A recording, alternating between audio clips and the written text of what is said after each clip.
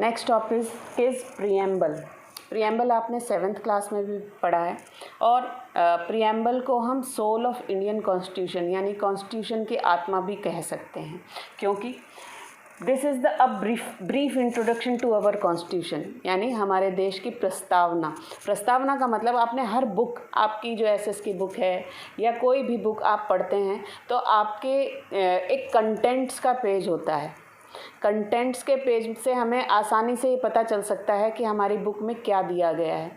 ऐसे ही प्रिएम्बल जो है वो भी कॉन्स्टिट्यूशन का एक प्रस्तावना है, इंट्रोडक्शन है। इससे हमें हमारे कॉन्स्टिट्यूशन के बारे में एक ब्रीफ इंट्रोडक्शन मिल जाता है, भूमिका प्राप्त होती है कि हमारे आखिर कॉन्स्टिट्यूशन में क्या क्या दिया गया है। इसको हम ये जो है नॉन जस्टिसेबल है, यानी प्रिएम्बल को किसी भी तरह से किसी कानून के आधारित कानून के अंतर्गत नहीं रखा जा सकता। इस पर किसी भी तरह का कानून या नियम नहीं बनाया जा सकता। उसके बाद it contains political philosophies, objectives and basic purposes of the constitution, यानी हमारे पॉलिटिकल जो भी डिसीजंस लिए जाएंगे वो सभी हमारे कॉन्स्टिट्यूशन में शामिल हैं। ऑब्जेक्टिव्स क्या क्या उद्देश्य हैं और साथ ही क्या क्या हमारे ऐसी ज़रूरतें हैं जो हमारे कॉन्स्टिट्यूशन को पूरा करनी है, ये सभी कुछ इस प्रिएम्बल में हमें आसानी से पता चल सकती हैं। सबसे बड़ी बात, प्रिएम्बल में कुछ ऐसे वर्ड्स हैं जो कि हमारे कॉन्स्टिट्यूशन या हमारे देश के ढांचे को परिभाषित करते हैं। वो वर्ड्स हैं सोवरीन। सोवरीन का मतलब है कि हमारा देश सर्वोच्च है, हमारे देश पर किसी भी तरह का कोई एक्सटर्नल कंट्रोल नहीं होगा। External control that means no country can decide our internal matters. कोई भी देश, कोई भी विदेशी ताकत हमारे देश के आंतरिक मुद्दों पर किसी भी तरह से इंटरफेयर यानी हस्तक्षेप नहीं कर सकती है।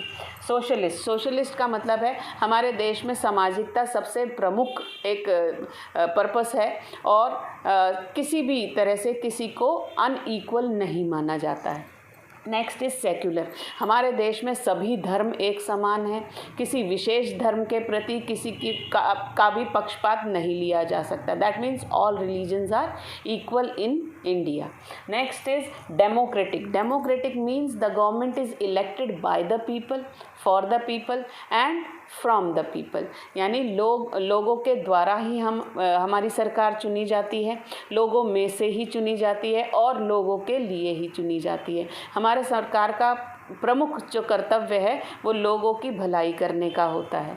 Next is Republic. रिपब्लिक का मतलब है कि हमारे देश के जो हेड हैं, head of the country that is our president is elected amongst the people of the country, that indirectly इसलिए कह रही हूँ क्योंकि हमारे जो देश के प्रेसिडेंट हैं वो किसी भी व्यक्ति के द्वारा डायरेक्टली चुनकर नहीं प्रेसिडेंट की पोस्ट पर जा सकते, लेकिन इनडायरेक्टली चुने जाते हैं, क्योंकि रिप्रेजेंटेटिव्स जो कि हम लोग चुनते हैं या हम लोग इलेक्ट करते हैं वही रिप्रेजेंटेटिव्स प्रेसिडेंट इलेक्शन में पार्टिसिपेट करते हैं।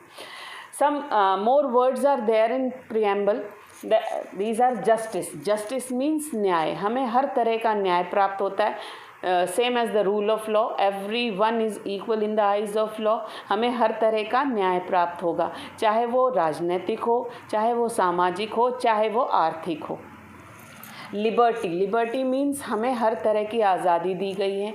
हम क्या सोचते हैं, हमारे विचारों की आज़ादी और जो हम किसी से भी कहना चाहते हैं यानी स्पीच एंड एक्सप्रेशन की आज़ादी दी गई है हमारे कॉन्स्टिट्यूशन में, और ये भी हमारे प्रिएम्बल में साफ साफ लिखा गया है।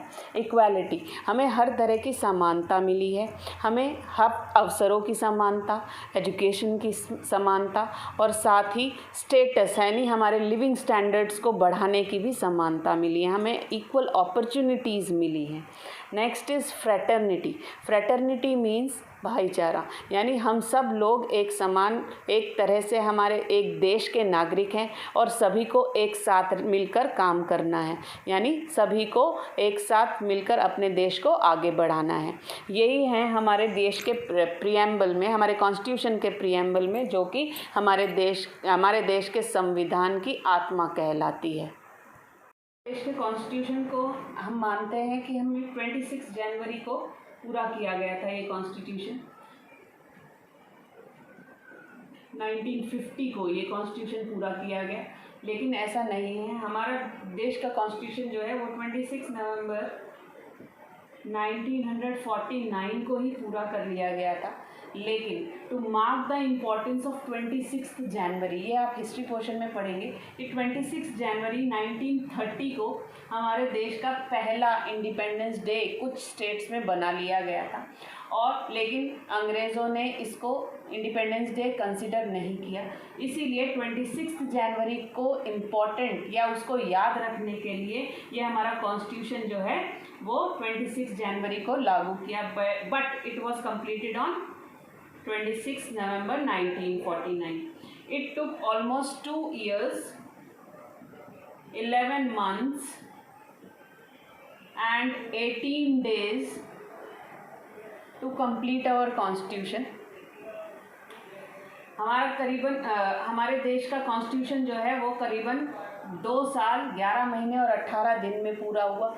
और ये जो पीरियड था, कॉन्स्टिट्यूएंट असेंबली के मेंबर्स ने एक दूसरे की हेल्प से हमारा कॉन्स्टिट्यूशन तैयार किया।